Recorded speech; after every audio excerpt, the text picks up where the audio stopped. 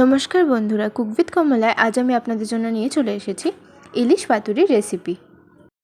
তো চলুন দেখে নেওয়া যাক এটি ঘরে কিভাবে সহজ উপায় বানানো যায়।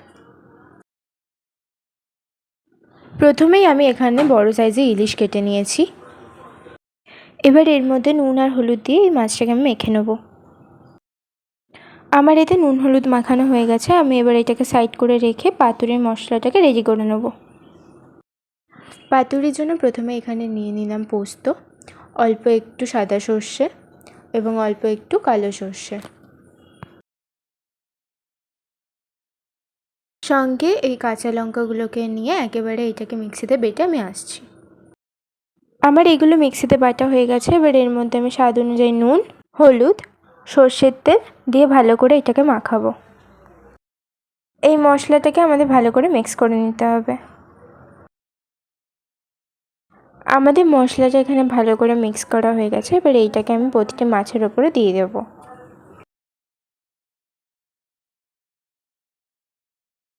তো এবার কলার পাতাগুলোকে আমি সেঁকে নেবো, কারণ পাতুরির জন্য কলার পাতা লাগবে। কলার পাতাটা সেঁকে নিলে এটা মুড়তে সুবিধা হবে। একে একে আমি এবার এইভাবে গ্যাসের ফ্লেমে সব কটাকে কলার পাতাকেই সেঁকে নেবো।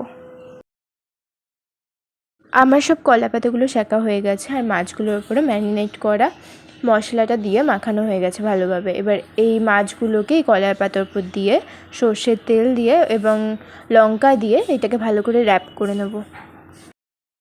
মাছটা র্যাপ করার সময় আমাদের মনে রাখতে হবে যে মাছটার মশলাটা কোনো সাইড থেকে লিক না করে যায়। তার জন্য আমাদের কলা পাতার প্রতিটা কোণ ভালোভাবে ফোল্ড করে নিতে হবে।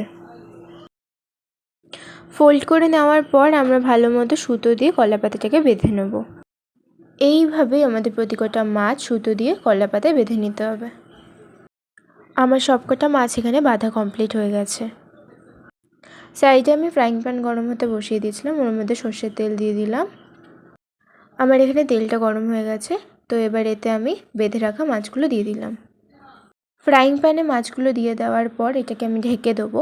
এটা হতে টোটাল 30 মিনিট সময় লাগবে। 15 মিনিট এক সাইড ভেজে নিয়ে ওইটাকে উল্টে দিয়ে আরও 15 মিনিট অন্য সাইডটা ভেজে নিতে হবে।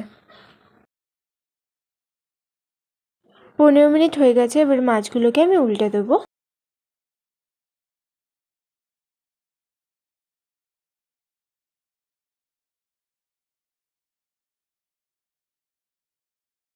মাছগুলো উল্টানোর পর আরও 15 মিনিটের জন্য আমরা এগুলোকে ঢেকে দেবো।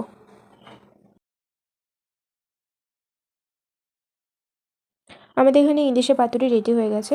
এবার গ্যাসটাকে বন্ধ করে দিয়ে আমি এটাকে একটু ঠান্ডা হওয়ার জন্য ছেড়ে দেবো। এটা ঠান্ডা হয়ে গেছে। এবার এটাকে কেটে এটার ফাইনাল লুকটা আপনাদের সাথে শেয়ার করছি।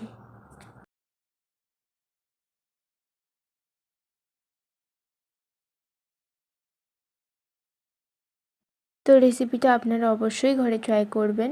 ভিডিওটা কেমন লাগলো কমেন্ট করে জানাবেন, লাইক করবেন, শেয়ার করবেন, চ্যানেলে নতুন হলে সাবস্ক্রাইব করবেন, সাথে বেল আইকনটা ক্লিক করতে ভুলবেন না। আর যদি ফেসবুক পেজ থেকে দেখে থাকেন দেন ফলো করে দেবেন।